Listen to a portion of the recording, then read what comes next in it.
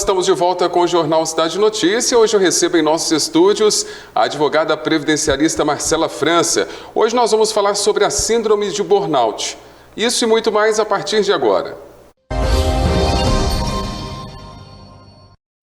Doutora Marcela, é um prazer recebê-la aqui em nossos estúdios mais uma vez para tirar as dúvidas dos nossos telespectadores. Hoje nós vamos falar sobre a síndrome de burnout, que é a síndrome do esgotamento mental e como tem gente sofrendo com isso, doutora?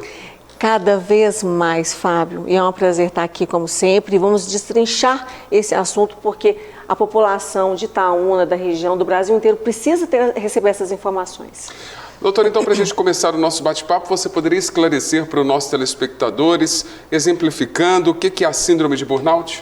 Fábio, a síndrome de burnout ela é conhecida também como um esgotamento profissional. E o que causa esse esgotamento profissional? A exaustão, a exigência de um trabalho, de uma atividade que suga muito do trabalhador. E o trabalhador ele tem que ficar atento quando começar com alguns sintomas. Por exemplo, uma fadiga, um cansaço que a pessoa não explica, uma insônia, perda de interesse no trabalho, alguma questão gastrointestinal. São alguns dos sintomas que podem identificar o burnout. Então, o trabalhador tem que buscar ajuda médica e não deixar que esse quadro se prolongue. Doutora, e o que fazer ao ter o diagnóstico de burnout? Primeira coisa, Fábio, adoeceu, tem que avisar a empresa. A empresa precisa ser avisada do que está acontecendo. Foi ao médico, teve o diagnóstico, fechou o diagnóstico, síndrome de burnout, a empresa, não precisava nem do trabalhador ter que solicitar, mas algumas empresas não têm essa informação. Então a empresa tem que ser comunicada para ela poder lavrar a comunicação de acidente de trabalho, que é a conhecida CAT. Por quê? A CAT vai fazer com que esse segurado possa fazer o afastamento correto junto ao INSS e imediatamente procurar uma advogada especialista em direito previdenciário para fazer essa solicitação de afastamento. Durante a entrevista eu vou te explicar por que é necessário que esse afastamento seja realizado por um profissional especializado na área. Doutora, então, eu entendi certo? A síndrome de burnout seria uma doença ocupacional, é isso? Exatamente, Fábio. Ela pode ser uma doença ocupacional porque a gente não sabe quais são os parâmetros que cada médico vai ter para poder fechar esse diagnóstico. Porque o diagnóstico da síndrome de burnout, ela é pelo médico que está tratando esse segurado. Mas esse segurado, ele vai passar por uma perícia da INSS. E esse afastamento por burnout com a comunicação de acidente de trabalho, ela gera algumas garantias para o trabalhador. Por exemplo, quando ele retornar desse afastamento por auxílio-doença acidentário, ele tem direito a uma estabilidade de 12 meses. E também, por ser um acidente de trabalho, uma doença ocupacional, ele vai ter direito ao recolhimento, depósito do FGTS durante os meses que ele estiver afastado. E quanto tempo a pessoa que foi diagnosticada por burnout pode ficar afastada, doutora? Essa é uma questão também que nós não temos um controle. Por quê? Além do relatório médico e do diagnóstico, porque não é só o afastamento. Esse paciente, esse segurado, esse trabalhador, ele vai ter que tomar uma medicação. Sim. Talvez ele seja encaminhado para um tratamento terapêutico, com um psicólogo, talvez ele tenha que ser medicado por um psiquiatra ou por um médico especialista. Então, esse tratamento ele pode durar semanas, pode durar meses. Então, só o médico do que estiver acompanhando e o perito da INSS que vão dar os passos do tempo que ele vai ficar afastado para tratar e voltar pleno, com saúde, a exercer a sua atividade. Doutora Marcela, e quem deve dar entrada no INSS, o funcionário ou a empresa? Essa é a pergunta mais importante de hoje, Fábio. Quando o trabalhador ele solicita, ou a empresa, muitas vezes a empresa nem aguarda ele solicitar, a empresa já faz a solicitação do afastamento por auxílio-doença, às vezes o RH da empresa não tem essas informações. É necessário que esse afastamento seja por um afastamento, um auxílio-doença acidentário. Por quê? Em função da atividade que ele exerce. Quando você fala em auxílio-doença acidentário ou auxílio-incapacidade temporária acidentário, ele te gera essas garantias que eu falei já anteriormente. E é necessário que fique comprovado que aquele quadro clínico ele não surgiu de um um motivo qualquer, foi em função do esgotamento profissional, do exercício da atividade. Até a perícia é diferente. Então, é necessário que esse trabalhador tenha certeza que a empresa vai fazer a solicitação do afastamento por incapacidade temporária acidentário e não o comum. Por isso, a presença da advogada especialista em direito previdenciário, porque nós não pensamos apenas no hoje, nós pensamos no amanhã desse segurado. Doutor, e se após fizer a perícia que você disse, o pedido de afastamento for negado, o que é que o nosso telespectador pode fazer? Essa também é uma pergunta muito importante.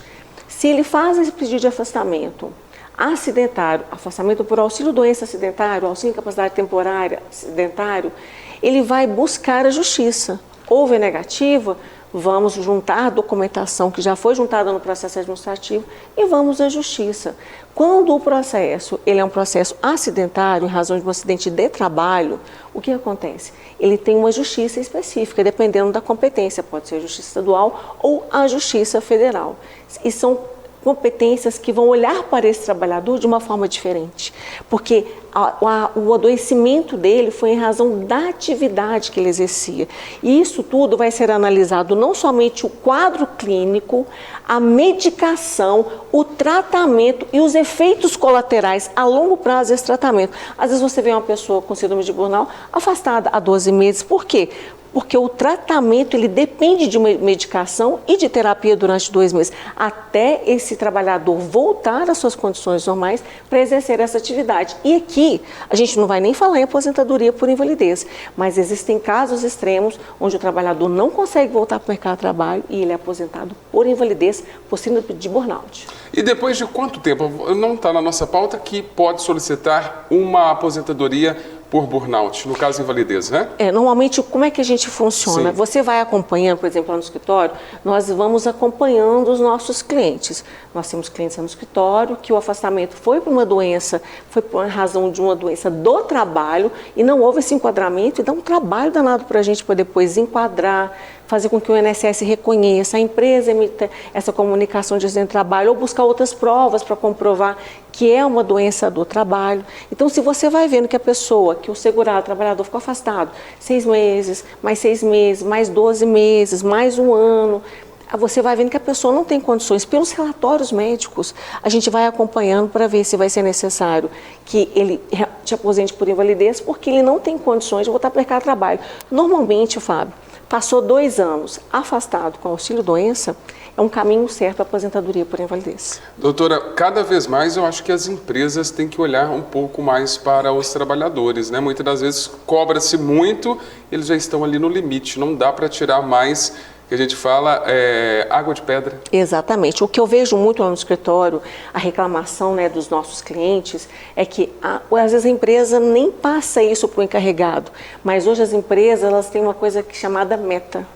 Bancos têm questão de metas, empresas têm essas metas, e isso faz com que o encarregado cobre desse trabalhador. As empresas diretamente não sabem nem o que está acontecendo lá no final da linha.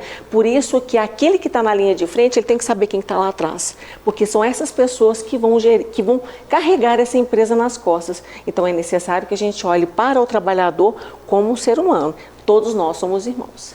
E, claro, deixar o alerta, como foi dito aqui no início do nosso bate-papo, apareceu os primeiros sintomas, já procurar um médico, já procurar uma ajuda, porque tem que fazer o afastamento, fazer o tratamento direitinho para poder voltar ao mercado de trabalho, né? E nada de fazer documentação por conta própria, sempre acompanhado de um advogado especialista na área, que é o previdenciarista, né, doutora? Exatamente. Se porventura você foi no postinho do seu bairro, se você não tiver plano de saúde, foi no postinho do seu bairro, a consulta é lá de 15 dias, vai para o pronto-socorro do município, busca uma outra ajuda para, pelo menos, imediatamente a pessoa ser medicada, porque a gente pode ter um histórico de AVC, a gente pode ter uma questão de um infarto, então é muito sério. Isso tem que ser olhado com muito cuidado pelo departamento pessoal de todas as empresas. E lembrando que tem o site da doutora Marcela. Doutora, passe o site, por favor, para os nossos telespectadores acompanharem essa entrevista e outros temas importantes, né? Que estão lá no nosso site. O site é marcela com 2 L's franca.com.br. Muito obrigado mais uma vez, doutora, pela sua participação aqui no nosso jornal. Eu te espero daqui a 15 dias. Obrigada, Fábio. Obrigada a todo o pessoal que tem em casa. Até daqui a 15 dias.